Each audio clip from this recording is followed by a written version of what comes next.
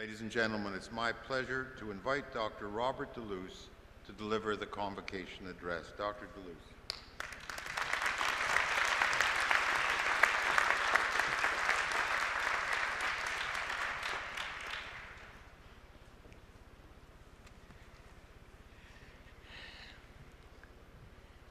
Chancellor Steinberg, Principal and Vice Chancellor Monroe-Blum, faculty, staff, parents, friends, and most important of all, graduates of the Faculty of Science.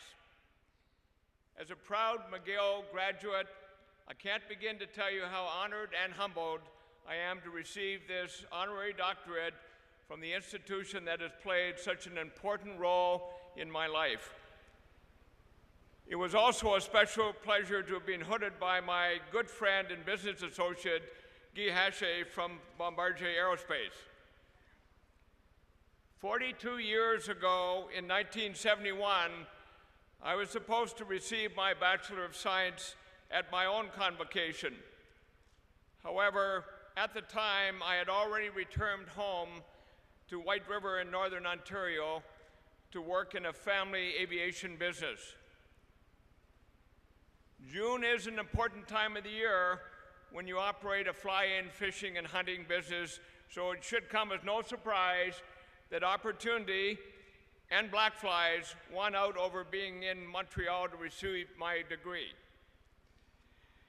Happily, I did receive my actual diploma from Principal Monroe-Blum at a special dinner last evening and will finally be able to display it proudly on my wall, along with the honorary doctorate you have so graciously bestowed on me today.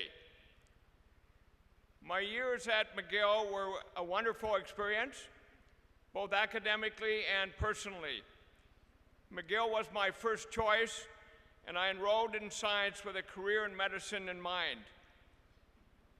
I really enjoyed the science program, but a third-year anatomy class working with cadavers made me realize that my future would be brighter if I was able to deal with live bodies. So I went into the airline business and have enjoyed every minute of the challenges it has provided. That change in direction from wanting to be a small-town doctor to becoming an entrepreneur in the aviation business altered my life plan, and I'm proud to say has allowed me the opportunity to work closely with others to build businesses, create jobs, and generate economic benefits. And it is a subject of change that I'd like to focus on in the time available to me today. President John F. Kennedy once said, "Change is the law of life, and those who look only to the past or present are certain to miss the future." Columnist Sidney J. Harris had a somewhat different view. He wrote, "Our dilemma is that we hate change and we love it at the same time. What we really want is for things to remain the same but get better." Well, in my experience, things don't get better or even get initiated unless change comes into play. And change will have a profound impact on each and every one of your lives. So I ask you this question: will you be a part of creating change, or will you be content to simply let it occur? Your degree in science has equipped you to deal with change. Hopefully, your time in the classroom, in group work, and in labs has allowed you to learn from and directly experience its impact. And now that you are moving on to the next stage of your life, it's how you deal with change that will ultimately determine your success.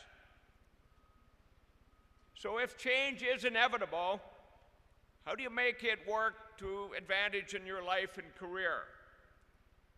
First, accept it, embrace it, actually go further than that.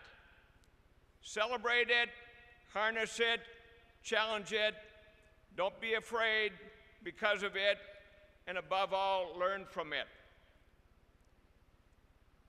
I believe you can do all of the aforementioned if you follow some basic principles, guidelines. Call them operating principles.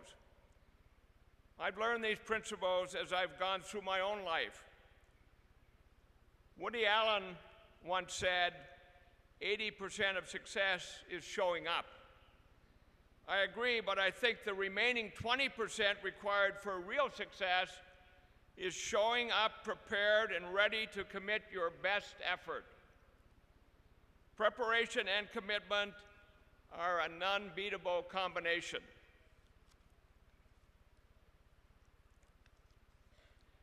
Next, take responsibility.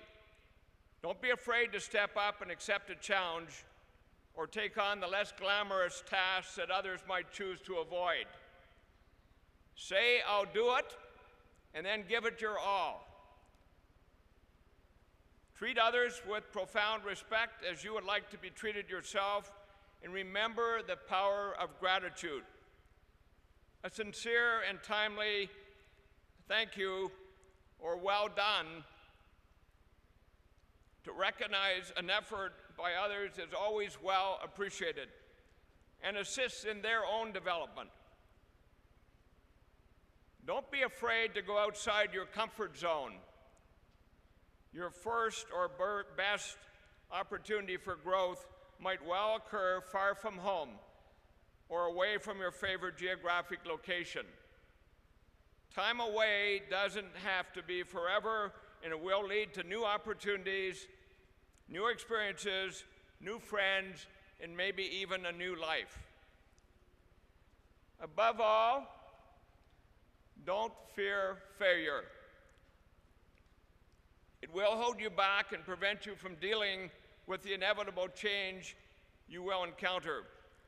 We all fail from time to time, so turn the learning from that outcome into a positive and move on. You are fortunate to have studied the sciences because you have learned that without failure, there is no progress. And without progress, there can be no significant change. Finally, I will admit that I'm more than a bit envious that you have 30 or 40 years ahead of you in your careers to experience all that change will present. I thank McGill University for its influence on my early life and for this humbling recognition you have granted me today. Again, I offer my sincere congratulations to all graduates and wish you well in the coming years. Thank you.